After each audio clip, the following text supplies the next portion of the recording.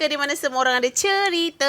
Ya, anda menyaksikan Podcasthinker berwajah baharu, bermeja. Sebelum ini hanya kerusi sahaja. Anda boleh saksikan setiap hari Rabu pukul 8 pagi. Di Suria dan digital Apple Podcast, Google Podcast, Spotify, Syok dan juga YouTube dengan namanya Podcasthinker. Syafa. Ya. Kenapa aku nyaut macam tu? Okey, Syafa. Ya. Minggu ini, Syafa, kita berbesar hati, Syafa. Betul. Saya dah tak lama borak benda serius.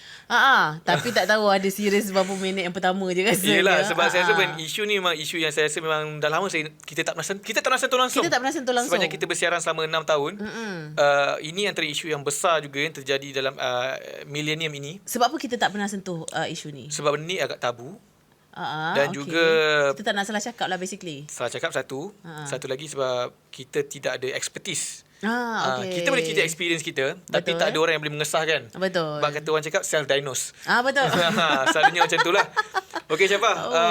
Saya dengar cerita ada event untuk hujung minggu ini. Event apa, Syafa? Event ini adalah sebuah, orang kata, dialog. Perbualan lah. Perbualan. Borak-borak. Borak-borak macam ni lah. Memandai je. Ada sebuah program di mana orang-orang biasa macam kita sebenarnya kan, dia diberi latihan untuk menjadi advocate ataupun ambassador untuk mental health. Itulah isu dia yang kita nak sembang tu. Mental health lah. Benda ni bukannya boleh suka-suka je. Kalau macam kita nak borak dengan kawan-kawan, boleh. Tapi self-diagnose lah nanti. Self-diagnose lah nanti. Engkau ni mesti ada ni. Selalu macam tu. Dan Syafa, untuk beri saya ruang, Syafa, saya nak sebutkan biodata sedikit lah. Nama ni kita simpan kejap. Tapi educationnya level, kalau saya tengok ada 6 para ni. Ada berapa point ni? Ada banyak. Kalau saya sebut negara je lah. UK Harvard, Ministry of Health, London. London.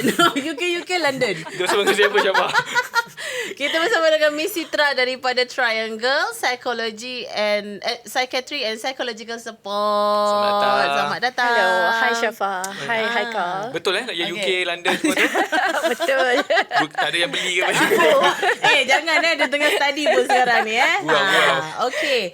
So, Miss Sitra adalah seorang ahli, kalau kita cakap dalam bahasa Melayunya, ahli psikologi, macam tu. Pakar tingkah laku psikologi. Pakar tingkah laku. Kalau in English apa kita panggil? Clinical behavioural psychologist. Okay. Bahayalah. Scope. Okay. Sebab kena jaga tingkah laku. Kita baca. Nanti dah tahu lah kau perangai macam mana. Aku ada masalah mental apa. Nanti Miss Sitra dah tahu engkau manusia jenis apa. Okay, we a bit about the event. Syafa cakap mungkin tak berapa lengkap. Sebab Syafa tak dekat event tu. Betul. Sebab event tak jadi lagi. Belum jadi lagi. Tapi event tu sebenarnya pasal apa? Okay. Event tu kita latih community, normal lay people community dalam sebuah taman di Kelana Jaya. Okay.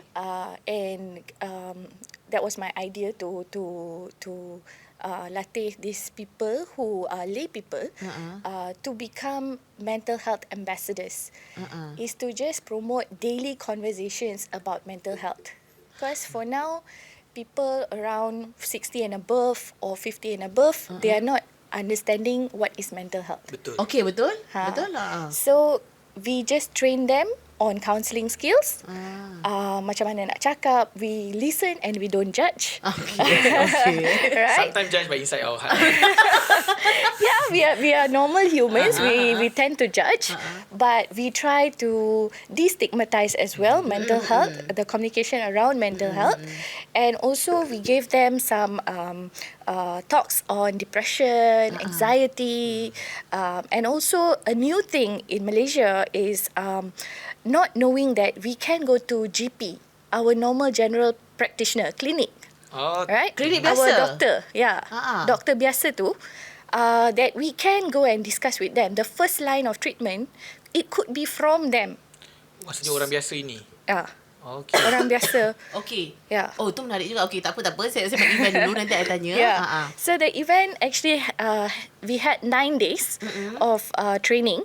And now these people who got selected to be the ambassadors, mental health ambassadors in the taman, anyone in the taman who is experiencing something, like just to talk to someone, it's actually a chit-chat session with auntie and uncle. Okay. Right? We are just getting them to open up conversations surrounding mental health issues. They are not experts, tapi at least someone to talk to. Okay. And this lay person, who's the mental health ambassador, can actually refer them to a GP. Instead of saying, oh, you have to see a psychiatrist. Now, that's where the stigma comes. Betul. Right? So, we are referring them to we are encouraging them to send them to a GP first. So, only certain GPs are trained in mental health. Okay. So, we need more GPs as well to be trained in mental health so that people can access mental health support. Faham. Soalan sebelum kita pergi jauh. Yes. Taman ni dia metafora ke ataupun taman ni sebenarnya Taman macam yang betul-betul taman taman. Konot ke, taman Berjaya ke? So, it's Kelana Jaya, SS4. Okey, maksudnya orang yang luar daripada SS4 pun boleh datang untuk berborak ke? We didn't do that for now. We did get all the head of the different taman nearby, like Taman Mega and places like that, to come and just listen. But yes, at the beginning we can select, but after this our goal is to go to different taman and educate different groups of people. But it's so cute though. Macam taman level taman dulu. Tapi kenapa macam mana kenapa you approach Taman. Taman level? Bukan apartment. Maksudnya bukan apartment. Maksudnya macam setengah orang kan macam peringkat daerah, peringkat ni. Tapi macam you go macam taman Very community, good community yang Pakai kecil umbi tu. terus. Yes, because I think in my research that I tengok a lot of people go high up the hierarchy. Like faham. the people need to reach the psychiatrist or psychologist. Tapi this time I did the grassroots level. Okay. Go down macam turun padang. Kan? To reach out to people, because there are a lot of people who are suffering.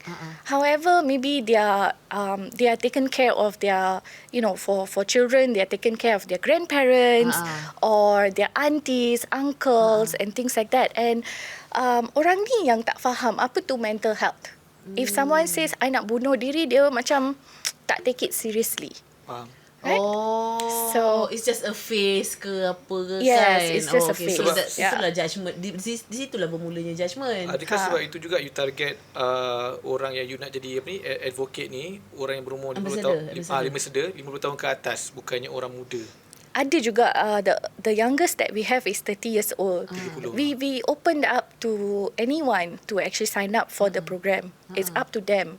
But we did get a lot of 50s and 60 years old coming to our program. They want to understand more lah. They are very active. So why I selected this taman also is because the older generation in this taman, they are very, very active people. They have a lot of community-based programs already going on in the taman. Okay. So when we opened up mental health training, they were, surprisingly, we had 30 people who signed up for the program. Oh, ramai. Yeah, ramai. So my target was only macam 10. But we had like 30 people. Ramai lah. Yeah. Dekat taman tu sahaja? Taman tu sahaja. Uish, ramai lah. Yeah. 30 orang. Yeah. Maksudnya diorang punya semangat kejiranan pun tinggi Mungkin lah. lah. Tinggi, kan? yeah. Yeah. Okay, so 30 orang sign up untuk belajar more on mental health, right? Tapi kan, okay, adakah disebabkan now that mental health punya kepentingan ni lebih banyak, or dah a little bit widely spread among our community, now orang-orang yang di usia sebegitu, maksudnya in 50s, in 60s, diorang macam, I need like to understand this more. Adakah diorang macam tu, the mentality yang diorang datang? From what my survey, I asked them few questions before they joined the program. They have heard the word mental health. Okay. Tapi they didn't know what exactly it is. Apa yang mental health tu apa? Orang gila ke? Okay. So they thought macam gila and you have to be really, really macam sakit jiwa. Only then that's called mental health. But they didn't know that even, someone who's just feeling sad or grief, someone who passes away, because we are also approaching super aging population. And this taman is about there, like 60 plus. They're very old people who already maybe. We also gave a talk on dementia, how to take care of dementia patients, Parkinson's, and all this kind of things. So it's all neurodegenerative disorders also comes under mental health, and they did not know about it. Program ni akan berkembang. Adakah ini sebenarnya adalah baby project, nak tengok berjaya ke tidak, atau lepas tu akan spread up? Ada lepas So it's a pilot project. Okay. It's a pilot project, and tapi respons dia baik sangat. So I feel like if there are more people who are coming for the program, they will be able to understand and to be able to support their own community. Betul. Yeah, we are willing to do trainings. Okay. Bila sebut pasal training, dekat dalam training tu apa pengisian dia? Basically, So roughly. there's task shifting. Like as a lay person, from a psychologist to a lay person, how do you task shift? Like a little bit of what a psychologist would do was briefed to them. Like we give them like a little bit, and also mental health literacy. Okay. Various types of mental health issues out there were also given to them, and also we have given them screening. How do you do PHQ and GAD-7? Apa tu?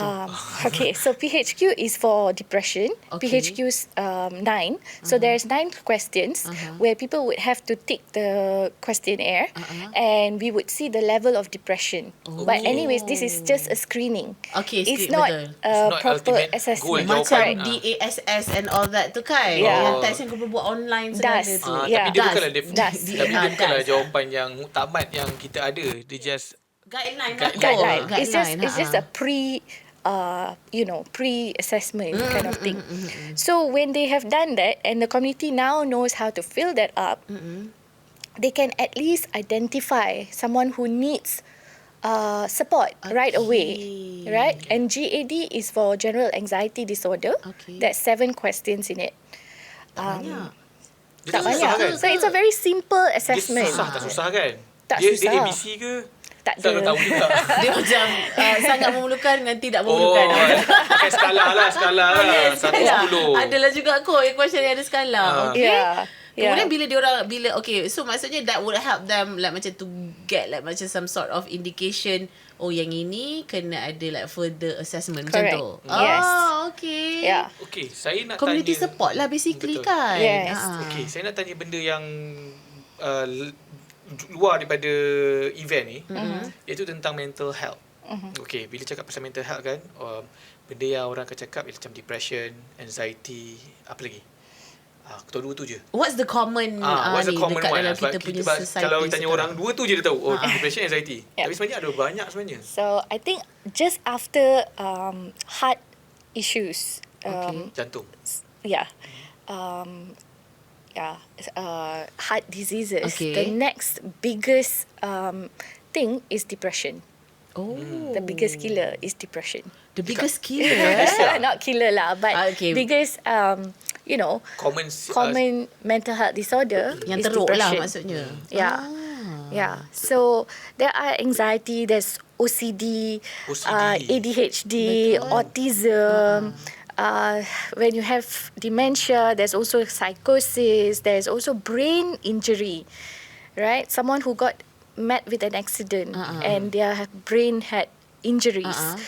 They also can go into severe depression, also develop psychosis and things like that. So that things are not looked into or maybe judged. And also, a lot of people do not know that this is health psychology. So some people who have asthma, eczema, and common physical health issues can also contribute to mental health issues. Sebab stres. Sebab Stress, dia ada cancer masalah is the tu. number one thing, right? betul. Because the cortisol level is higher in cancer patients. So that can contribute to a lot of depression, stress, anxiety. Every time going into a chemo session, that could give a lot of anxiety. And that's also mental health. So it's mental and physical health is super important. Kalau kat luar sana mungkin ada yang tak tahu dia ada depression, ada anxiety, OCD dan sebagainya. Kalau boleh doktor bagi common symptom untuk beberapa, contoh macam depression, anxiety, OCD dan sebagainya. Sebab saya ada tengok satu video dekat social media pasal football. Ada 2 orang tengok bola. Dan ada 2 orang yang jenis macam seorang pendiam, seorang yang ceria. Tapi at the end of the video, sebenarnya yang ada depression adalah orang yang ceria tu. Sebab kadang-kadang tak nampak benda tu kan. Macam mana the way they react to certain things ke macam mana? Video tu simple je. 2 orang tengah tengok bola, seorang pendiam, seorang ceria. Okay. Bila kita tengok, kita assume yang pendiam tu yang ada. Tapi at the end of the video, sebenarnya yang dah tu apa benda tak nak cakap orang yang ceria. Depressed lah, yang depressed tu ialah orang yang ceria. So tapi untuk menyenangkan sedikit untuk orang kat luar sana, apa common symptom ataupun common yang boleh tahu yang kita ni ada depression? Yeah. So unfortunately macam iklan yang tu, we can't judge people by how they look. Like Shafa can look very presentable, still can dress up, can laugh, can be talking here. But as soon as she gets to the car, probably she feels lonely, all her, and she starts crying a lot. Or some people just don't even know that it's high functioning depression. Betul. Right? They are functioning. Betul. Yeah. Banyak jenis. Maksudnya high functioning depression ni macam mana? Low functioning and high functioning depression is you're still going to work, you're still able to do a lot of things. Betul. You're still functioning, right? Kau kerja, kau makan, kau buat benda macam biasa. nampak normal. Normal, yeah. Tapi their moods, they have mood swings, or tak erti nak makan. Tak erti nak. Nak selera tak ada. Tak selera nak makan. Or sleeping issues, tak tidur. So the first thing we always ask is, berapa lama you tidur? What time do you tidur? Okay. So maksudnya kalau kita nak diagnose benda tu memang sangat susah sendiri. Yeah. It needs to be in a clinical setting and goes through a lot of different kind of questioning to understand if this is a major depressive disorder or just a slight depression. So sebab itulah sekarang ni sebenarnya ada isu yang di mana orang cakapkan kita ada tendensi, ataupun bukanlah kita tapi maksudnya masyarakat ada tendensi untuk satu self-diagnose, yang kedua adalah abuse the mental health itself lah, maksudnya the condition itself. Aku depressed lah, tapi sebenarnya tidak pun. So maksudnya benda tu nak kena tahu betul-betul, kalau kau memang betul-betul ada depression, adalah kau memang kena pergi jumpa pakar ataupun pergi taman tadi. Taman tadi tu pun lagi, dia baru assess je. It's a self declaration. Actually, you can do it yourself. The GAD7 and PHQ9 is available online, and you can do it yourself to understand whether you do have depression, right? Some people confuse between depression and sadness. Yes, betul. Right? Sedih je rasa tu. So if I'm sad for one day, yalah, it's normal. We are humans, right? We will be sad. But when it prolongs, so this is the indication, it's 2 weeks. Prolongs to be for 2 weeks. You are sad. You have never felt happy in these 2 weeks. Or not even happy, just, functioning, or like can do stuff, and you're in a good mood, right? This is when you have to start taking that seriously and start doing the PHQ9 and see whether you fall into any kind of category in that PHQ9. Okay. Soalan yang mungkin kanak-kanak sikit. Kalau kita doktor pernah muda, saya pernah muda, kita pernah putus cinta masa muda kan? Wow.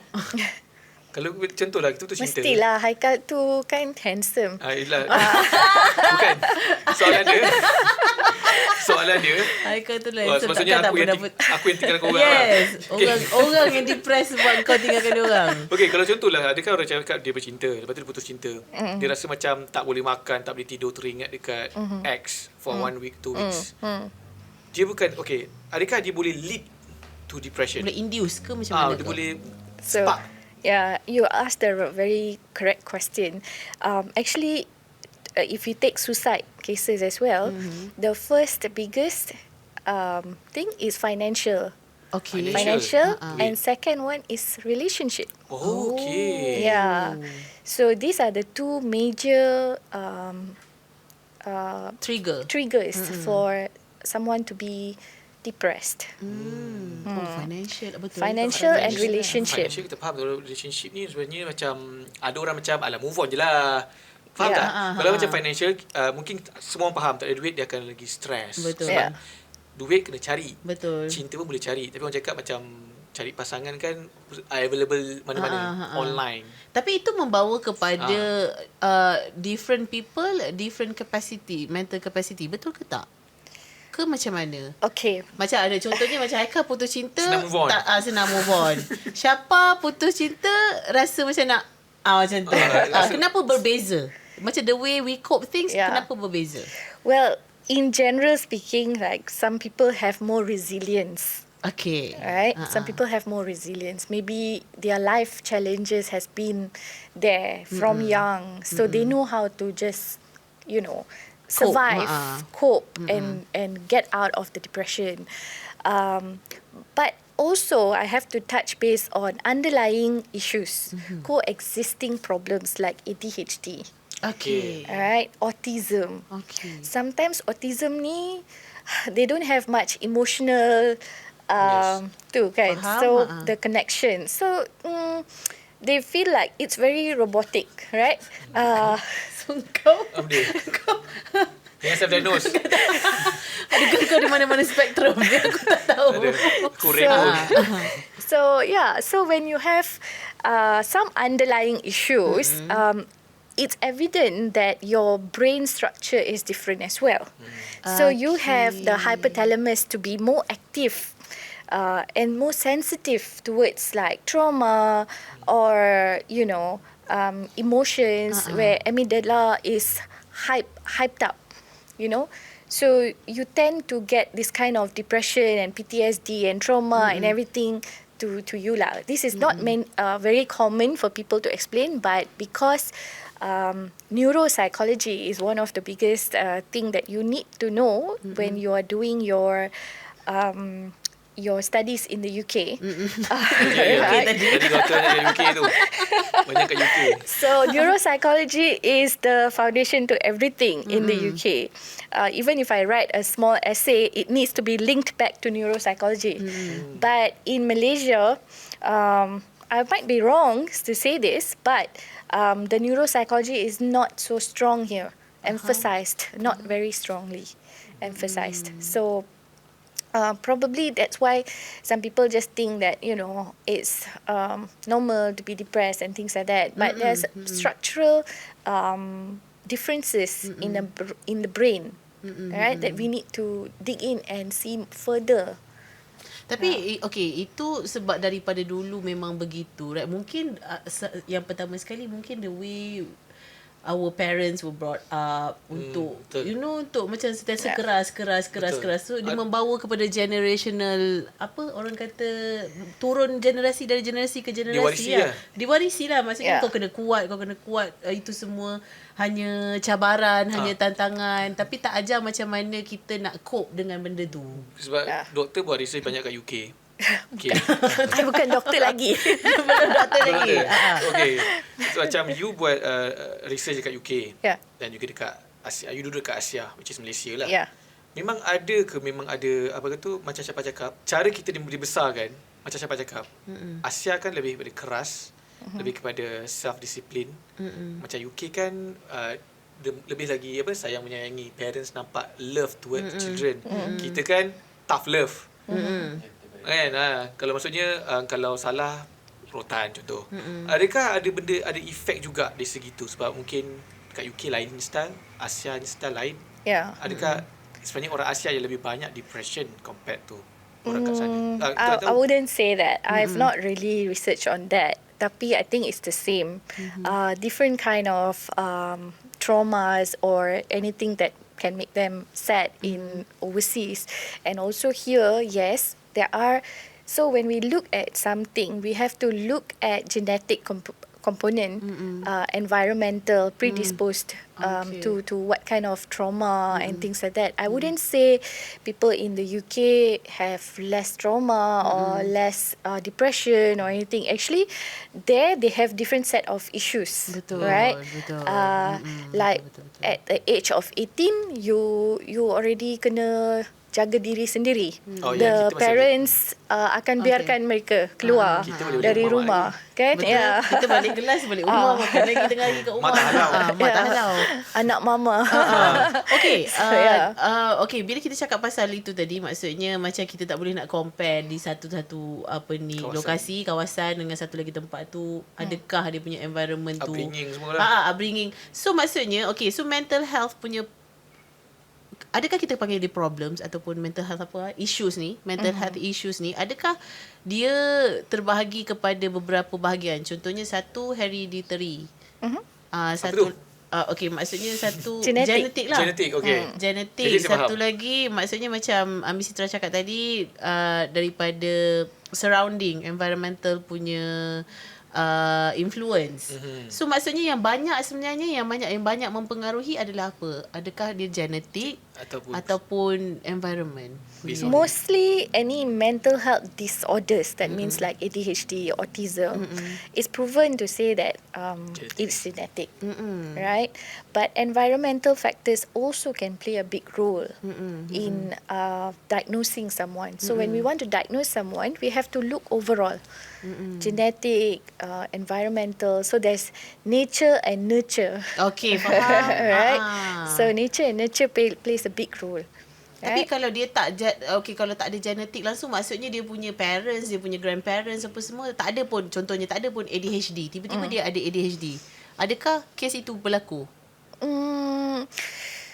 ADHD tu now it's hyped up.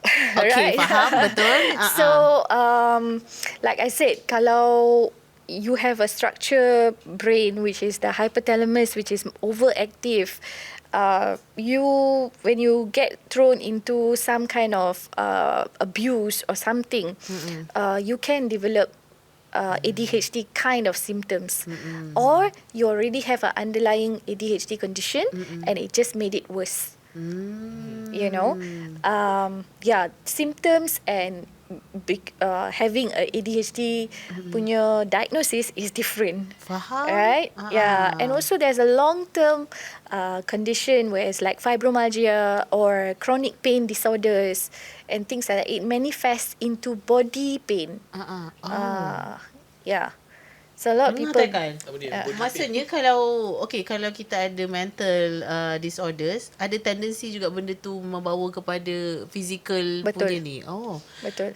Even simple depression, you boleh dapat body pain. Sumpah. Headaches. Sebab itulah ada, I pernah dengar, tak tahu betul ataupun tidak, tapi it's quite macam diperkatakan juga beberapa ketika dulu, stress induced cancer. Okay. Cancer tu a bit, I don't know. Stress already have cortisol level to be high, but I'm not sure. So I can't say anything on that. Okay, so but stress, cancer tu, cancer cells, that's a bit to be questioned. Okay, faham. Okay, so tapi, kita tukar sikit. Stress induced penyakit disorder, penyakit yang physical penyakit adalah. Yeah, of course. Maksudnya stres membuatkan dapat penyakit. Stress can make you depressed. Stress can give you anxiety. Stress can give you headache. Simple as that. Headaches, right? Or body pain. You know, you don't know why. Kenapa you ada body pain, knee pain, lenguh sana, lenguh sini. So you keep going for massage, tapi your problem tu your problem tu has not been settled. Faham. Dekat kerja pun you got melampau banyak, things to do. And then dekat maybe house, always macam somebody shouting, wife, fight with wife or husband, right? And then this person just doesn't know how to relax anymore. And then it becomes body pain or some kind of issues like that, physical pain lah. Depression ni memang benda yang orang macam ada orang cakap tak boleh buat main. Dia macam tak jangan mandai-mandai. Betul. Jangan mandai-mandai tambah-tambah buat cerita-cerita. Tetapi untuk orang speak up pasal dia ada depression pun jadi isu sebab disebabkan ada beberapa kelompok, beberapa orang individu yang self-claim dia ada depression and talk about it in social media, and tiba-tiba ada orang macam dapat tahu, oh, this is just self-claim. And then dia dah jadi masalah dekat orang yang memang betul-betul ada. And dia dah jadi macam, tak nak cakap lah, nanti orang ingat aku tipu. Betul. That's a problem. Betul. Tapi, so that's I think itu adalah one of the reasons why people don't want to reach out also. Sebab ada beberapa. Tapi you as a orang yang try to fight with it, apa cara tak untuk to give them power to speak about it again? Sebab sebelum ni dia takut, ataupun sekarang takut sebab mereka takut orang akan judge. Walaupun listen don't judge you, tapi still orang akan judge. The person who is already putting on social media that they have depression and everything, don't you think they have a problem as well? Like maybe they are trying to say something about themselves, you know, not trying to get attention, or maybe sometimes, you know, like people with borderline personality disorders, right? They sometimes kind of like do this kind of things where, you know, they try to get attention. Even suicide, they try to tell people that they're going to suicide and things like that, right? And sometimes accidentally it happens, right? And sometimes when it comes to clinicals, I think we'll be like, yeah, borderline personality. It's okay. We know what is true and what's not going to happen. So we need to judge, right? But someone who is suffering like that, I mean, I don't see a barrier for them to go and get diagnosed. Maybe, you know, someone in social media is talking about themselves, but that's also explaining maybe they are going through something and they think that's depression. It's okay. It's okay. They are maybe suffering. And if you feel like it's getting attention, maybe they are suffering with other things. Betul juga. Betul juga. Tapi masalahnya, mungkin dia bukan depressed, mungkin dia ada benda lain. Yeah, they're going through grief ke, or they're going through breakup ke, to get attention. So it says something about the person. Right? Tapi kita as a society, let's say kalau kita kenal orang tu, kita mungkin ada sikit simpati kalau kita dah pernah dengar the story behind the camera. Tapi untuk advocate orang kat luar sana yang came across with nobody, kita tak kenal pun, tiba-tiba try to talk about dia punya mental health, how kita as audience to perceive apa benda yang kita dapat tu. Sebelum kita nak judge, apa yang kita boleh buat? Listen. Just listen. Just listen. Just listen to them. Compassionate listening. Right? Only then people will feel hurt. And sometimes, that's all they need. Betul juga. That's all they want to do. They just want to talk. So just they don't want opinions. You just dengar. That itself is ubat yang paling berkesan. Okay. So kita dengar je. Based on your research dan juga you punya observation, what's really yang triggering them kalau orang cakap something dekat diorang? What is? We don't know. Each person has different triggering words or even tempat. I had a patient who sees this sofa in the house and that triggers all kinds of things, right? So we don't know. Each individual has different experience with things and words and whatever they feel. Different trauma as well. Yeah. So yeah, I can't say a specific word would trigger them. However, I think spiritual, you know, talking about spiritual healing and things like that, it's common in Malaysia, in Asia, I would say, that people go to temple or masjid or to hear a spiritual leader to seek help. And I don't think that's wrong. Betul. That's okay. Whatever that feels good to them can heal them. Yeah. So maksudnya kiranya mental health disorder ni selain daripada clinical solutions, dia also depends on each individual tu macam mana cara dia nak cope in order for them to heal. Macam tu. repeat your question. Okay. Sorry. Okay, so maksudnya contohnya macam siapa ada mental disorder, okay? So put aside clinical punya solutions, maksudnya kena ubat dan sebagainya. Kiranya macam siapa sendiri kena cari cara Alternatif. untuk alternatif sendiri untuk macam cope, untuk macam heal myself, macam tu. You can do that if it is helping you to function. When it comes to clinical setting, that means not only you can't function lah, but if you really feel like that is not working, that line of where you're going to is not working anymore, then jumpa, or find a psychologist who can find out what could work for you. Okay. See, psychologist is here to also guide you through and find your strength in yourself to see what would make you cope with your depression or anxiety or anything. So it's talk to someone to just have a different opinion. Yeah, not only because you want to get diagnosed, but also to find that inner strength. What can make me resilient? Right? Yeah. Okay, soalan tidak pintar.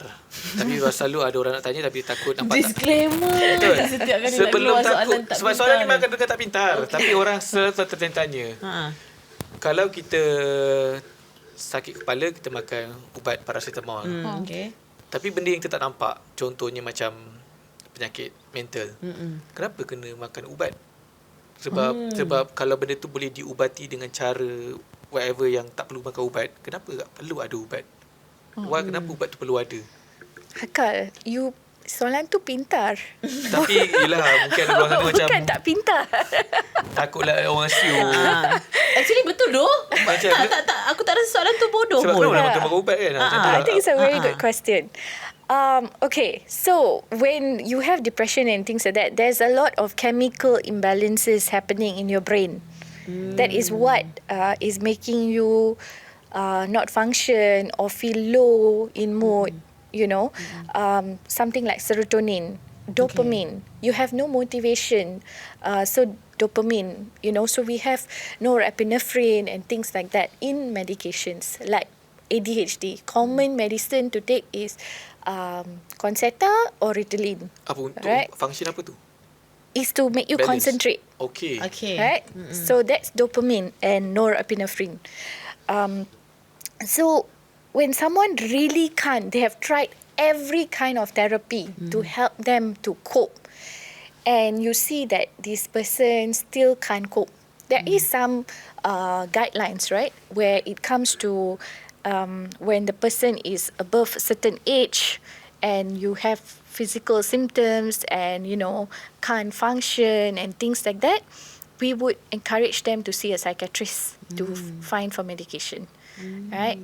Yeah. So ubat tu lah bukanlah untuk menyembuhkan, tapi cuba untuk balance balik apa Balance yang, balik. apa yang tak balance. Like betul OCD lah and sebenarnya. stuff like that, also serotonin deficits. Right? And also if you take schizophrenia, right? That one is dopamine overload. So nak kena Kurangkan, yeah.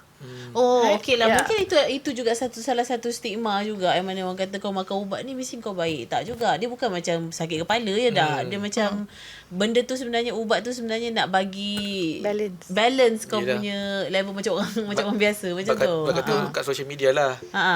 Nak pergi mall, nak hilangkan sakit kepala. Sakit kepala ikut sekali. Isteri ikut sekali Tak tergurau tu video kat TikTok. Dia nak kena tengking ni kat rumah. Nak kena tengking. Pergi mall nak extension ikut sekali. Tension ikut sekali. Alright, okay. You also expert in early development, which is child development, kan? Yeah. I nak tanya juga pasal most common also issue pasal dekat Malaysia ni pasal anak-anak kita ialah pasal autism. I ada dengar ada orang cakap lah, ini bukanlah datang daripada orang yang pandai. Common people yang cakap macam kenapa sekarang ni nampak macam banyak anak-anak yang autism Kenapa dulu tak ada? Dulu tak ada? Itu I nak dengar daripada pandangan you, sebab you do a research, you tahu all the data kan. Not really. Tak, somehow actually I do wonder juga kenapa dulu macam tak ada je pun tak ada je pun kawan-kawan kita semua macam gini je pun. Kalau dia macam itu daripada dia lah. Ini semua perangai ni. Yeah, I think okay. Genetic factor still plays a part. Maybe the parents were not diagnosed Before. right? Tapi dia contohnya Underdiagnosed. autistic tapi dia tak didiagnose macam tu. So we see a lot of parents who are bringing their autistic child. Sometimes in my session, I know that one of them or both parents are autistic. Oh. Yeah. Tapi tak tahu. They're on the spectrum. Yeah, tak tahu.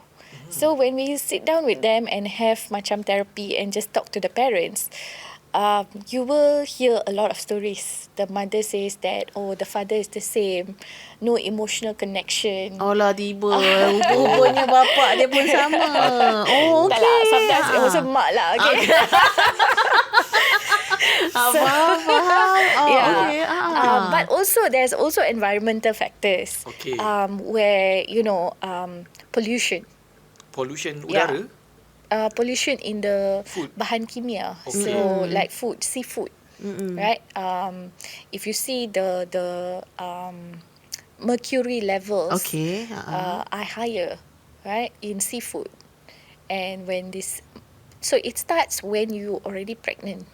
Okay. Yeah, the prevention starts there.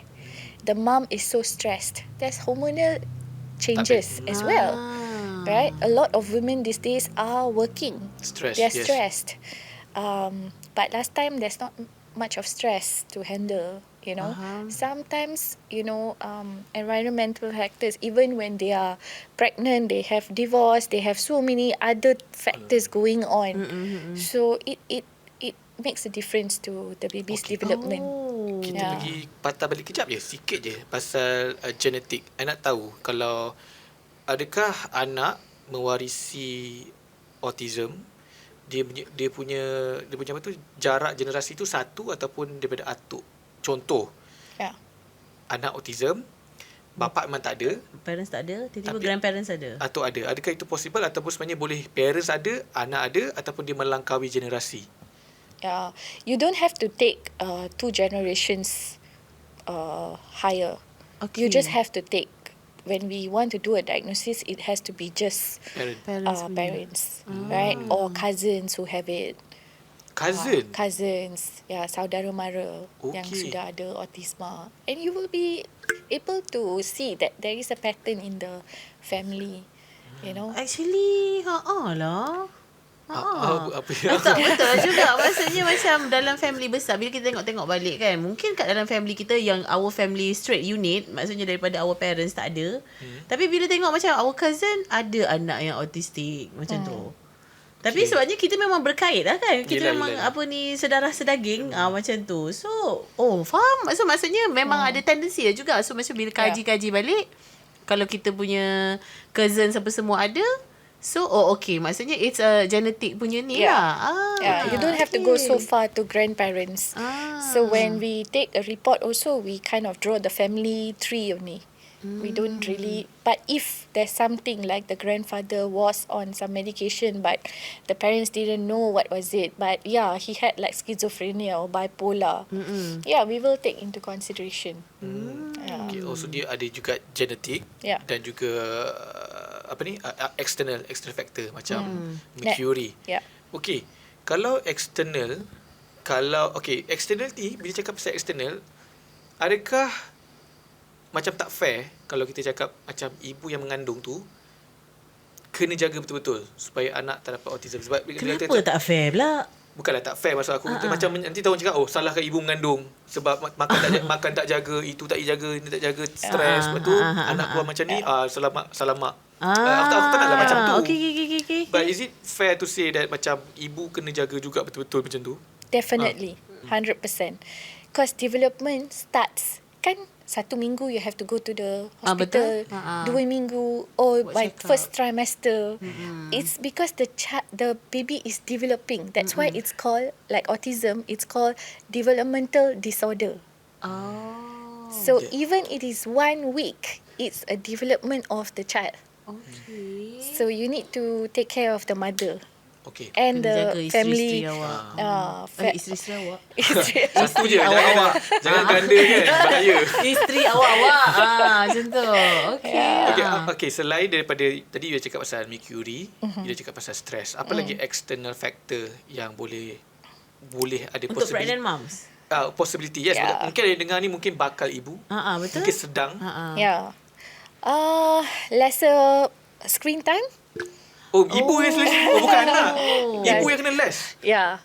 Sebab apa It changes hormonal, right? All this blue light and things like that. Okay. Take care of their depression. Sometimes while they are pregnant, also can be depressed, can be anxious. Parents are anxious. I know a parent who came and told me that every time, while she was pregnant, she always encountered snakes in the house for some reason. So that was making her anxious all the time. Couldn't even sleep. Right? And the child came out to be very, very anxious. So it's kind of a learned behavior plus, some connection there with mother and child. So kena avoid Korean drama. Kalau keluar opal salahnya. Tak, maksudnya Kalau Korean drama tu make the mom happy. Okay Jangan lah, tengok good lah. When life give you tangerine, jangan tengok lah. Okay. Ke sebab itu ada, okay, maybe you're not familiar with this, kan, macam ini mesti kenan. Terkenan. Kenan macam gitu. Faham tak? For example, bagi example, aku takut. Kalau it could be as simple as macam anak banyak elio macam tu. Kalau kau tak dapat makan. Okay. Kalau kau mengidam tapi tak makan, lepas tu anak macam meleleh helio macam tu. Apa tu? Kita tapi dekat tak, sebabnya bila Sitra tu cakap kalau mak yang mengandung ni rasa macam anxious, anak keluar kau macam overly anxious. So maksudnya benda tu anak kau warisi daripada kau lah. Contoh maksudnya mak dia craving nak lemak, tak dapat sampai beranak, tak dapat anak macam dia meleleh je. Sebab That one I tak tahu. tu mungkin hearsay lah. Tak adalah dalam research tu, tak adalah. Tapi But what we are talking is about brain chemicals. When you are happy, you have oxytocin. When you are very, very stressed, you keluar different kind of brain chemicals, which is like cortisol and things like that. Also parents, women can have iron deficiency while they are pregnant, right? So all these have to be taken care of because it does affect the child. Okay, pemakanan. Kalau doktor boleh listkan pemakanan apa yang kalau boleh avoid terus untuk wanita yang mengandung. Fast food confirm. raw fish cannot lah. Raw fish tak boleh. So how do you know raw fish cannot? Why is it? Sebab dia tak properly cook. Dekat dalam tu ada all the cacing semua ke? Itu saya dengar cacing. I remember macam waktu aku pregnant kan, tak boleh makan lah raw salmon sebab macam dekat dalam tu tak, bila dia tak masak, so maksudnya segala benda yang dekat dalam tu tak ni. So it will affect the pregnancy macam tu. What's the sign behind it? Raw fish. Betul lah. So like I said, it is still seafood. It's still from the sea. So kena avoid seafood. Try to avoid seafood. Yeah. But you never know. Even I know someone who is vegetarian. Like, some Hindus are vegetarian for life. Like I said, genetic. Right? Go back to genetic. Yeah. Go back to genetic. Right? Tapi what we can avoid, try avoid Betul lah. Try to avoid. Betul lah. This is all prevention methods. Okay. Itu bila dalam perut dah keluar. Sebab anak-anak yang autism, dia nampak macam normal. Betul. Tapi dia akan nampak sedikit berbeza bila satu peringkat umur. Contoh setahun, nampak dia macam lain. 2 tahun tak cakap lagi. Tak cakap lagi. Okay, bila kita cakap tu, tak tahulah misconception ke apa. Ada orang cakap bila speech delay, ia adalah simptom kepada autism. Not necessarily. But Not necessary. how can we confirm that? So, supaya orang macam confirm. No. I mean, sebab kalau sana masih macam kalau speech delay ni mesti autistic macam tu. Not necessarily lah maksudnya. So it's all going back to the brain development. Okay. Right? So autistic children and ADHD children, they born itself, their brain structure is different. Their brain wired differently. Right? Okay. So so there's no such thing as because this child watched a lot of screen, have a lot of screen time, that's why the child became autistic. Tak perlu pun. Tak. Alamak, bahaya ni. Tengok kartun, mak. Tengok kartun. Speech is a different vernacular and broca space in your language development and everything. Maybe that's a bit more slower Just like how, you start walking in a different, maybe, Ya, berjalan pun orang cakap lambat jalan ni mesti autistic or, but we have to give it time because sometimes, you see your first child pertama macam slow sikit. Nak Stress. cakap pun slow because mungkin father and mother stress sangat, and tak bercakap. So stimulation is very, very important in early development of child. And then suddenly when you have the second child, your child suddenly like the second one cakap banyak. Cepat. Cakap cepat, jalan cepat, lari and all that. It's because the learned behavior comes in. Seeing the first child doing the same thing, So, there's a different child, different pace kot. Okay. we can't judge because the Betul. child is slow in speaking. Even for me, actually, this is I only started speaking at 5 years old. Really? Yes. Takkan aku. Yeah. UK London. UK London. Ini exhibit A, okay? Cakap umur 5 tahun, UK London. Dia simpan 5 tahun tu cakap tu untuk further study. Oh, okay. 5 tahun So, baru 5 cakap. years old, right? You so pick up the word. Okay. I was more a visual person. I was only looking at everyone, and I still can remember at the age of 3 what happened. Oh. Yeah, so I think my visual capture was Patut lagi pandai. Fotografi memori punya. Since you cakap macam give anak-anak ni bagi masa untuk diorang develop. But bagi you, umur dia berapa yang kalau contoh macam Tapi 5 tahun ni UK London. Based on clinical dan juga research. Umur berapa yang macam we need to send to get confirmation. Betul. by 3 years old. You're encouraged to send for assessment. So a clinical psychologist can do an assessment at 3 years old. So 3 tahun. Okay, tapi lah katalah kan, okay, so maksudnya contohnya macam anak I are now reaching 5. Okay, so tapinya dia punya development semua I rasa okay. Tapi sebagai parents yang tidak tahu, tidak ada kepakaran dan sebagainya, boleh ke macam I nak hantar pergi macam buat any kind of assessment yang tak ada merisaukan. Maksudnya dia tak adalah, contohnya macam aku tak adalah risau anak aku apa-apa on any part pun. Cumanya sebab aku tak tahu. Sebab kau Bukan selalu try. aku anxious. Sebab kau selalu tengok anak kau selalu try. Tak, Try gadis-gadis. Try gadis-gadis. Maksudnya anak aku okay je seperti mana yang aku tengok. Cumanya macam again sebagai seorang parents yang tidak tahu, aku nak pergi buat assessment untuk anak. Just to be sure.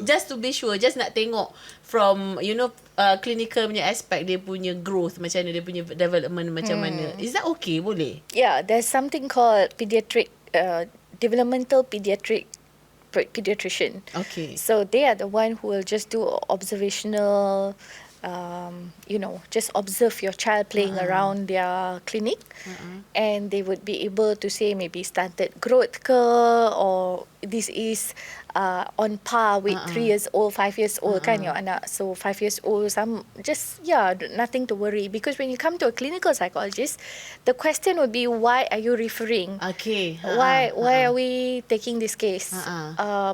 But if you want to do an intelligence test, let's say, because my child, I think, over smart.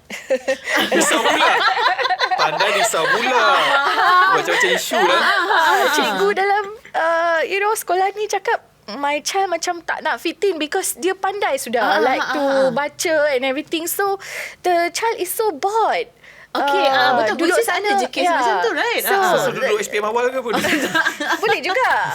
So we have a Malaysian actually got into Harvard University, if I'm not mistaken. Macam you lah. Where Kau ni nak kena diagnose ke apa? Kau nak kena assess ke apa? Over dinosaur lah.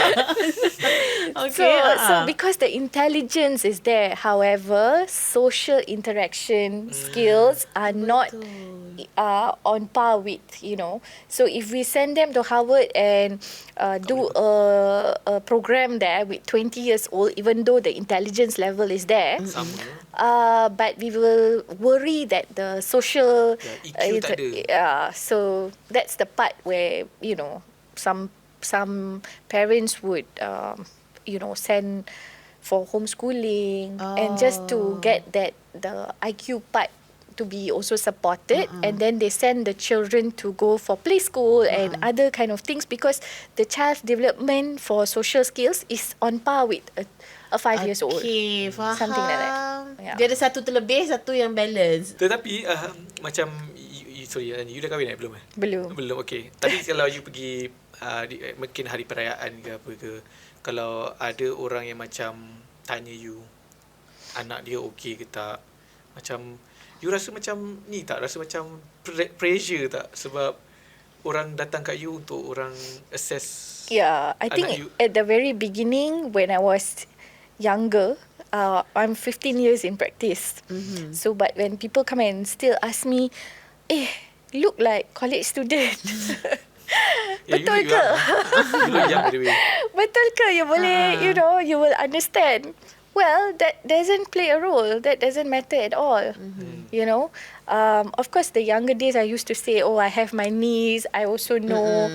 But I think I've seen over these 15 years, my experience seeing children has been my passion. And also, everything. It doesn't make a difference to my diagnosis or my observation. I'm a professional here. I'm not asking, I only see if autism, okay, this is how you parent. I'm teaching the skills. Yeah, I'm not teaching you how to be a parent. Betul. Yeah. Tapi macam adakah betul medical professional diorang sebenarnya actually ada ethics yang di mana macam kalau di luar clinical setting you sebenarnya tak bertanya dia ni sakit apa agak-agak. Contohnya macam Raya lah kan. Raya ada doktor, cousin kita doktor. Lepas tu macam datang macam ini kalau macam ni apa kanser ke? Macam tu tunjuk je. Tapi dia tak boleh kiranya macam doktor ataupun medical professional memang tak boleh bagi diagnose outside clinical setting kan? Yeah, especially not to family members and friends. Oh. Yeah, we're not supposed to see our family members and friends. Oh, ya ke? Yeah. Kalau dekat professional setting lah. Yes. Okay. Kenapa dia macam takut ada promote biasness ke apa? Yeah, I mean, and also if I tell Shafa, if you're my cousin ke or my relative, and I tell you, you ni autistic, habis lah. Dah ganggu pula Raya depan tak jumpa. I pun tak boleh transparent. And then I jaga, I have biasness lah, right? So I cannot see my own cousins or relatives and friends. Dia sama lah macam kalau kita tengok cerita-cerita kalau polis kan, ahli keluarga dia yang terlibat dekat dalam kes tu, dia tak boleh handle kes tu. Ada sama macam tu lah. Tapi nak tanya pasal professional, which is kalau contoh, banyak ke kes-kes yang ada mental health is among medical practitioner sendiri? Faham tak? Sebab dia belajar benda tu, tapi dia mengalaminya sendiri. Aku nak tahu macam mana, apa jadi kat hidup dia tu. Macam mana? Mana dia nak handle orang, mana dengan diri sendiri lagi. Yeah, that's why I think it's very important to practice self-care. Right? A lot of practitioners sadly in Malaysia, because my experience is here as well, I see that they work.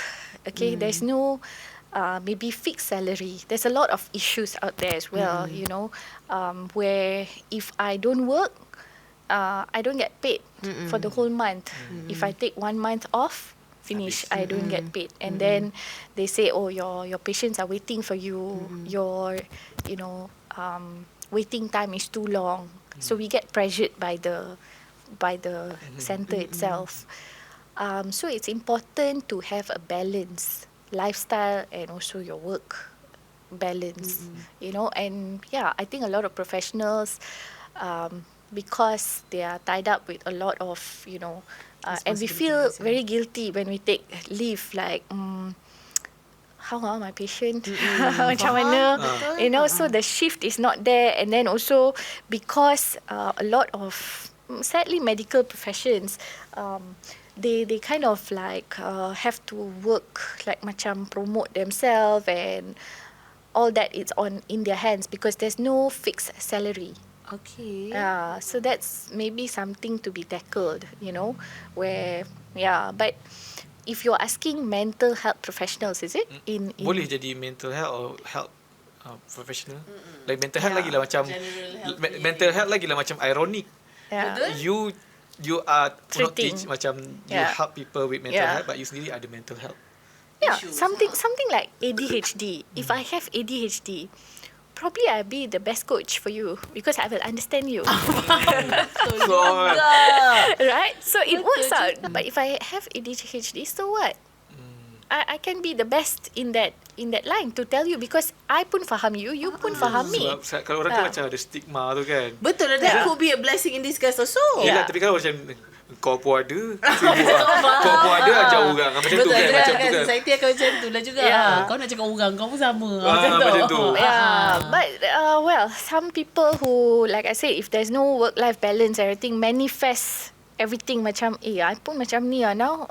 And they don't know that they are going into depression as well, or trying to, they get affected so much about the story that a patient came and told them, and they can't get over it. So they need to know how to have boundaries, right? Like me, if I step outside clinic, I forget all the stories. Faham, betul lah you ada boundaries kan. Okay, speaking of, macam mana kita nak look at mental health issues, mental health disorders ataupun mental health lah in a positive way. Sebab bila orang kita cakap pasal mental health je, semua orang akan macam cakap negative. Itu penyakit. Tapi sometimes dia adalah satu condition ataupun kondisi ataupun situasi yang memang we have to live in.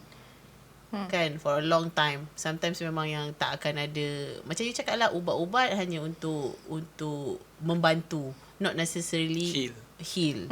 So macam how can like we look at it from a positive dengan positive thinking.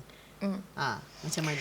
I think firstly we all need to know that we all have mental and physical self, and both has health. Right? So mental health shouldn't be looked, if you have a mental there and there is health for it, and just like your physical body, you can actually feel tired, or you can have arthritis, or you can have all kinds of issues. Same thing with your mental health. So we shouldn't stigmatize those kind of things. And also another way is, if we see mental health is as basic as being kind. Just being kind and talking nicely. If I shout at you today and I talk all kinds of things to you, what happens? You feel sad, down, you can't stop thinking, you call up your friend, you feel like, just venting out and talking to them and things like that. And this is where it starts, the mental health issues, right? I'm not able to forgive this person. I'm not able to, do this because you keep thinking about it. So I think basic thing for Malaysians, or just human, is being kind to one another. Don't judge. Betul. Itulah susah sebenarnya sekarang ni, sebab macam kita disebabkan, yelah macam contohnya kalau ada orang yang depressed ke, ataupun orang yang ada mental health issues, benda first yang dia fikir, kenapa aku tak normal macam orang lain. Itu je selalunya yang macam aku rasa, sebab macam I have a fair share of people coming up to me and then share their stories dan sebagainya kan. So benda first yang selalu macam I notice yang diorang selalu cakap, kenapa saya lain daripada orang lain. Semua orang lain, Syafa. Exactly. There's nobody normal. Dengar we don't have normal psychology. Every psychology student will learn abnormal psychology. Because everybody is abnormal. Betul. We're not normal. There's no such thing as normal. Dengar tu.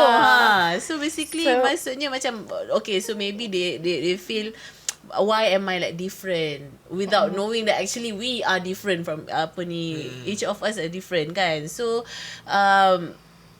satu bendanya, if you have macam if you ada apa-apa yang you boleh katakan kepada these people yang selalu rasa macam, because that would be, bila diorang rasa berbeza daripada orang lain, itu yang membuatkan diorang rasa macam teruk ke being lain without realising like we are actually different, tapi dia orang rasa macam kenapa aku tak sama macam orang lain kenapa aku tak sama macam kawan-kawan aku, kenapa aku berbeza from this certain aspect, tak sama macam orang lain, kenapa pace tak sama, kenapa achievement tak sama, kenapa apa yang buat dekat dalam kehidupan ni tak sama macam orang lain. How can kita, macam mana kita nak tolong this kind of people, macam mana kita nak tolong dia orang adjust the way they look at life? Don't compare. I think don't compare, because we all are different, right? Our experience are different. Our biological, chemically, everything is different, right? That's what makes me different from Shafa, or Shafa different from me. And also, if we see like, we can have all kinds of different experience, right? Maybe we live in the same house, but I can be different from you. Betul. Right? Betul. And that's what makes a better world, isn't it? Everyone's different. If we are all the same, boring lah. Nanti dia cerita macam dalam cerita sci-fi ke. So I think let's just teach them not to compare with one another. Maybe ask them to be more grateful for what they already have. Look at the now, present moment. What can they hold on to, rather than thinking the future and getting scared. Or maybe now social media can be a factor as well. Why am I not like this person? I pun putting in effort, tapi I'm not as famous as this person. I got more TikTok likes than this person got more TikTok likes than me. Things like that. So we are all comparing with one another in a different way. But maybe we don't realize that we are comparing. Statistically speaking, apa you bagi tadi tu ialah common things that happen to young generation. Compare ni memang young generation lah. Kenapa dia beli kereta, aku masih lagi naik bas. Dekat rumah aku pergi menyewa. But I just want to ask you, kalau contoh, adakah ikut statistik yang you ada, kenapa orang tua baru tahu yang dia ada mental health? Because by right they are wise enough, know enough that they can handle themselves. Tapi kenapa macam umur 60, let's say 50, 60s, baru dia rasa macam, this is a mental health benda issues. Macam dulu rasa macam nothing. Sebab dia orang suppress benda tu for too long. How much statistically? Adakah ramai orang yang dah speak up? So this is when the neurodegenerative mental health disorders come in, right? So when they are older, someone who didn't take care of their depression can also slowly, depression can make you forget things very fast. So when you don't take care of your depression, when you don't heal your trauma and things like that, it is staying in your body somewhere, right? And we don't heal it, then it starts accumulating, and your older age you suffer. So like depression can also, you just feel sometimes it's just forgetfulness, but suddenly you are like, a bit demented, like dementia already, demented. You start, and then also old age, you start leaving your children go overseas, you're a bit more lonelier. Maybe you have mobility issues, you have arthritis, and things like that. I mean, I'm not saying that younger people do not have this, but it's more common in older adults, right? Like all these heart issues, and all other medical issues are more common. Like I said, so health psychology is not really spoken about. So that kind of things can contribute to mental health issues in older people. Ramai tak pesakit yang come out to any institution yang dah tua-tua? Sebab kalau macam umur kami 30 something, maybe it's a normal age for them to speak up, to reach out. Tapi kalau macam orang-orang yang dah berusia, adakah sekarang lagi banyak ke ataupun stay the same? I think it is. There's also psychiatrists for those aged population. Right? Yeah, different medication, different health issues, different like dementia, Alzheimer's, and other neurodegenerative disorders like Parkinson's and all that comes under that category, and the psychiatrist will take care of it. And also, there's not many psychologists who understand all these kind of things, but limited. But still, there are more like of older people because the doctors now are telling that maybe you need to speak to someone because it's no more just medical issue, but it's affecting them. So sometimes doctors, they lutut sakit lah, pinggang sakit lah and all that. But they find out that actually this person is kind of down, depressed, sad, because maybe somebody, their son just left overseas, or they are feeling there's a big change, right, in their life from a lot of children in the house, suddenly one by one leaving, right? So this contributes to mental health issues dia as well. More lonely macam tu lah. Yeah, there's different set of issues that they deal with. Yeah. Tu pasal kita kena jaga orang tua kita lah. Kalau dia sedih-sedih, belikan aiskrim contoh. Contoh. Because kita tak pernah tahu, kita rasa macam benda ni isu orang muda. Dia bukan isu untuk orang tua. Macam orang tua, you are past your time already. You didn't get this. But actually they get. Maksudnya apa? You are not allowed to be depressed maksudnya? Bukan, maksudnya you live long enough to take care of your emotion already. Okay, faham. Satu kan itu stigmanya. Macam you dah tua, you lagi tahu nak control your emosi. But now, thanks to... we are all developing. We don't know how to be 60 years old. Betul. We don't know. Betul lah. Kau tak tahu kau macam esok pun even. Betul lah. So tomorrow I can deal with a different set of things. At age of 20, I was not prepared for 40. Yeah, you tak prepared ambil double master.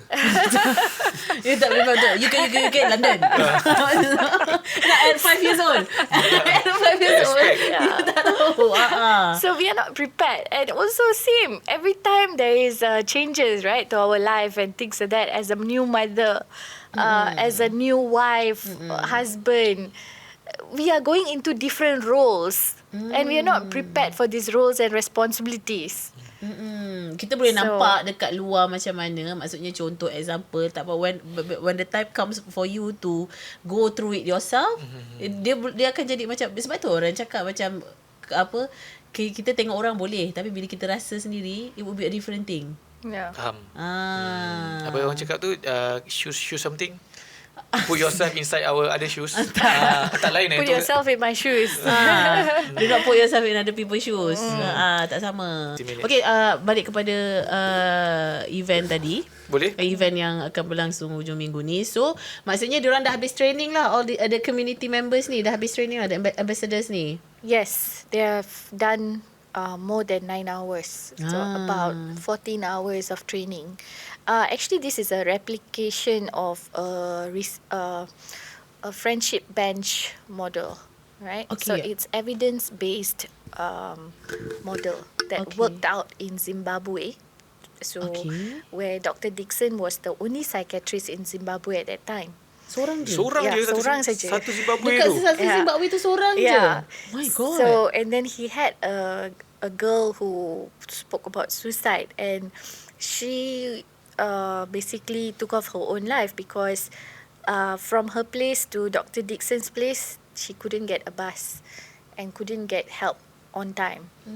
So he thought about a thing of how to actually, have his services and get people to be trained in this, right? So he trained grandmothers, right? He trained grandmothers to actually do all what I've actually done, right? I've just replicated that whole thing.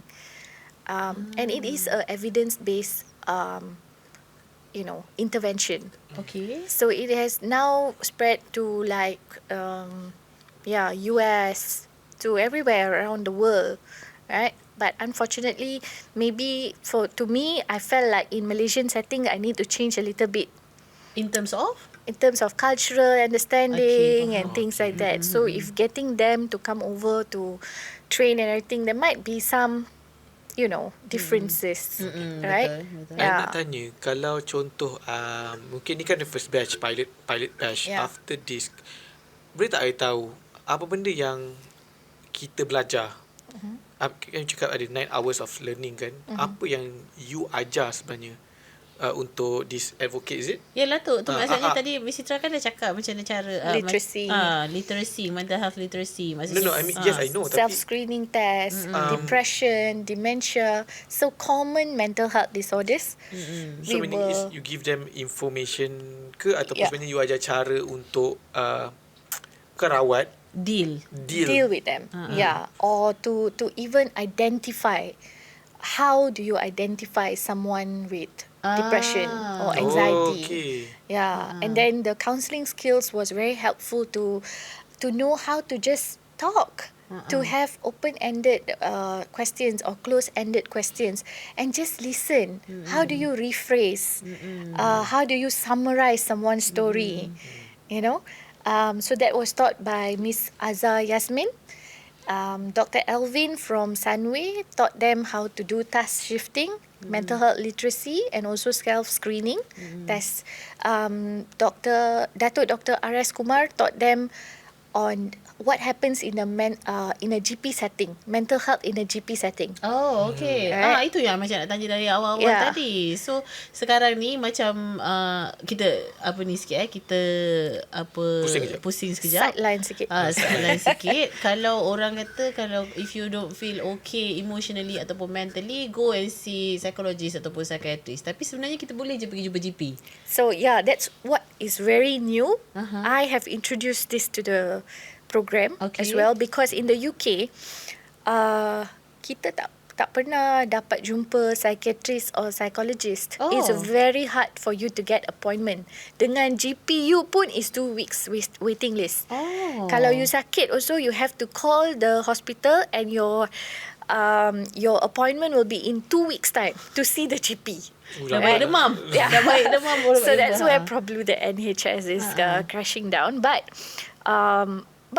the solution here is to get to your GP as soon as possible, and they can prescribe certain kind of low dosage medication as well. So because they are doctors, right? And when they get trained in mental health, they can see people and easier to recognize. So maybe somebody who comes to them like ambil leave MC all the time, maybe this person has anxiety to go to work on the day because they have presentation. So HR panggil, why this person always take MC dekat you punya klinik and then the psychiatrist the GP might not even know. That's when it's like, actually why So if they get training in mental health, they will also kind of question mental health issues that's going through this person's thing. You know, what's the actual problem? So you will find out. Some people will say, actually, I'm very anxious to talk in front of everyone, you know. So accommodation. So we have still not recognized hidden disabilities, right? Like something like ADHD. I don't know how to manage my work. How do I actually manage it? What kind of accommodations can I give this person to still function? Because Shafa, let's say Shafa is with ADHD, and she feels like she's piling up work every single time, and that is what is causing her to be anxious to go to work, because you know. But actually Shafa ni is very good with her work. She knows what to do.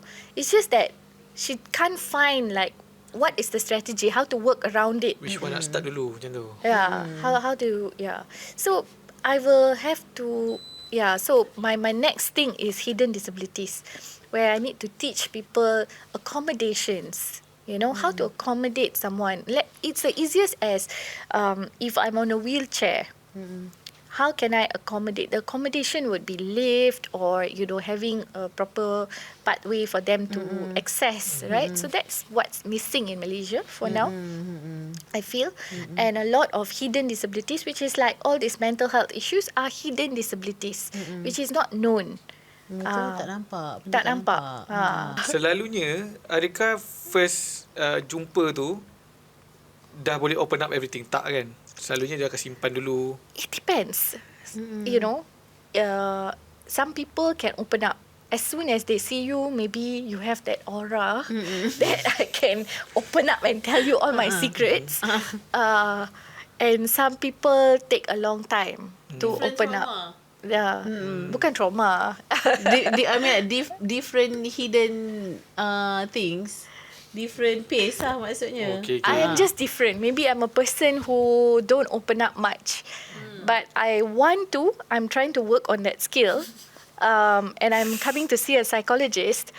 And, well, it's both sides, right? The psychologist should make the patient feel comfortable. Betul. And the patient also needs to be comfortable with the psychologist to talk. Right? There are a lot of cases where it's autism and they don't open up. They wear a cap because they are very sensitive to light and stuff like that. That's why sometimes my room is dim, where the lighting is not too bright. And there are some people who miss out this thing where the psychiatrist said, he doesn't open up in my session. He doesn't talk. But how come in my session he's opening up? It's because sometimes I just know this person is probably on the spectrum. Right? So I'm just connecting. I'm like, is the light okay for you? Like, because their appearance looks like macam they wear cap, and sometimes I will just question them, why are you actually using a cap? Is there something that I need to be aware about? And they will be like, I think the light is too straight into my eyes, you know. Sometimes just asking the patient itself what is their preference can connect to I them. always imagine macam masuk-masuk je, minum kopi lu, bagi comfortable, makan lu, borak-borak kosong. Wah, macam kedai kopi. Yelah, sebab faham tak? Sebab aku tak ada pengalaman tu. So aku rasa macam, kan kalau ingat tak, kita setiap lelaki yang ada kat sini, kita akan ada tendensi untuk late night mamak talk.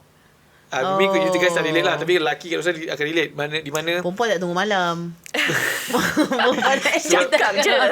Cakap je bila. Let's go. Sebab kalau macam lelaki, kalau contohlah lepas balik main bola, futsal, whatsoever activity, dia akan tunggu macam tinggal 2 orang kat meja, 3 orang, baru dia akan open up. Sebab tu sebelum tu dah ada apa ni, ni conspiracy theory, Illuminati, lepas tu cerita pula usrah, cerita pula benda lain, baru nak masuk pasal late night talk tu. Itu saya cakap, adakah macam first encounter tu macam nak bagi comfortable, ada macam borak-borak, takkanlah masuk-masuk macam masalah kau apa?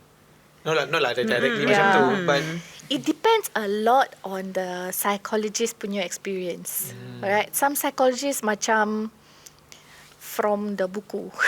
Okay, faham. Datang saja. Okay, I need to ask these questions. Right? Some psychologists, it's back of their mind. I know what I'm looking for. So I just talk to you, but my questions are directed to the questions that is in the buku that I need to actually look at, right? Like mental status examination and things like that. That's one is a thing, but I still feel we need to connect with people first. And then once they are comfortable, the results of that mental health status examination also changes. You know? Yeah. So you belajar banyak body language lah. Body language is one, but also how to make them comfortable. Talk about something that's, chilled for them. If I'm going to talk straight away, Syafa, what's your trauma? Syafa pasal makeup ke, pasal dress up ke? Aku tak tahu apa dia. Jadi kau comfortable lah. Banyak benda boleh bagi comfortable. Yeah, if I'm straight going to go in and say, what's your problem? Why are you here? Like, is it trauma? Is it your child? Things like that. Then Syafa will feel like, pushy. Like, why am I? Kena attack, But if I just chill, so Syafa, what do you do? And okay, and then we come back to the question, lipstick code apa? I like your lipstick. Sometimes I'm like you do that. Okay. So where did you buy that? So nice. You dress so well and things like that. So it's just how you make someone comfortable lah. Yeah. Okay, kalau ada orang yang nak join this your initiative and training ni, macam mana diorang nak reach out? Maybe kata, interesting, I like to join. To get into it. Sebab it's a good initiative actually. Yep. Mungkin dekat taman dia nak represent taman dia. Mana tahu. So maksudnya dia mula daripada satu taman, kini dah taman-taman yang berkumpul. Actually that is the goal. To spread out to different tamans. So cute tapi anyways. But you started with taman. Because it's the grassroots level. That's where people are. People are suffering, but they're keeping quiet because to us, maybe we have technology to reach out to and things like that. Even people talking about mental health, you will be surprised if 50, 60 years old, macam, what's that, ADHD? Huh? What's that? rock band. Where got depression? Because they never heard this word in their era or, things like that. So, if you want to, when I sat down to think what can get to them, it's this education, this whole training can make them realize that, no wonder, okay, I've also been through that. But these days, our Gen Zs and all are quite different, right? They're more sensitive, they're more, they know that what they're going through and all that. So, speak out, we don't have to change them, but we need to go along with them and understand them. So they live with their grandparents. In this taman, there's more old people. They live with their grandparents. They live with someone, their daughter who's in their 40s, who just went through a divorce, right? Or can't cope with work anymore because just went through divorce or something like that. So at least this gives an insight to just communication, right? Just asking them certain questions and knowing about them. In the training, a lot of them said this was the first time they thought that they are old already, and they know what their family members are going through. So no need to talk lah. I just know lah. Faham? Right? Everybody, my auntie, my sisters and all call me because I'm the person who they talk to. But I always assume that I know what they are going through. But after teaching them communication skills and asking the right questions and listening and paraphrasing and all that, they realize that I might be missing out. There might be more things that someone wants to talk about. Maybe I'm just judging them, just know as if I know their problem. But when they did that training, that's when they realized, no, what they thought was not what this person is talking to me about. So, macam mana diorang nak reach out? I mean, orang yang berminat untuk jadi advocate. So I think reach out to www.trianglessite.my. My website. You can send me an email. We also have an Instagram page, which is triangles_services, and you can follow the page and message us.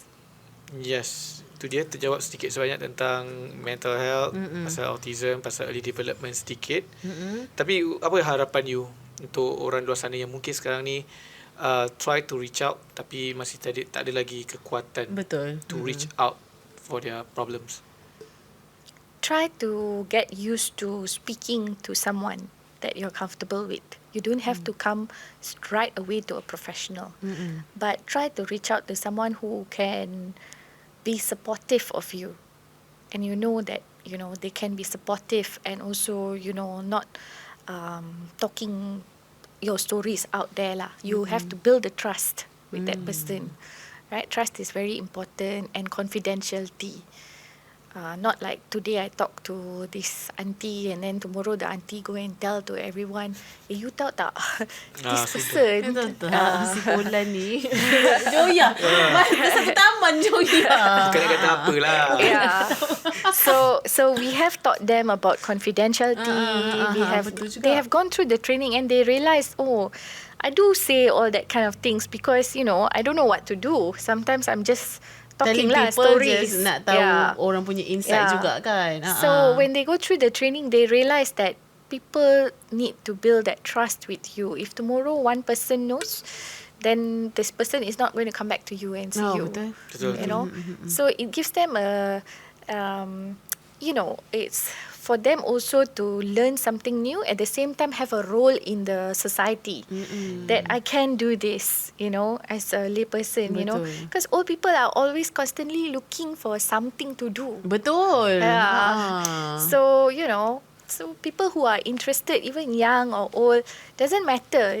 If it's just a knowledge on mental health, Betul. Betul. Lagi ramai orang tahu pasal mental health, lagi bahagia. Semakin sihatlah kita punya masyarakat. Betul. And reduce stigma. I think this is the only way to reduce stigma. Betul. Betul. Okay, jadi ucapkan terima kasih kepada MSc Clinical and Health Psychology UK. Banyak-banyak jawatan. Banyak dia bagi apa ucapan terima kasih bagi pihak ke apa ni. Terima kasih Nabi Sitra berkongsi sedikit sebanyak tentang mental health. Betul.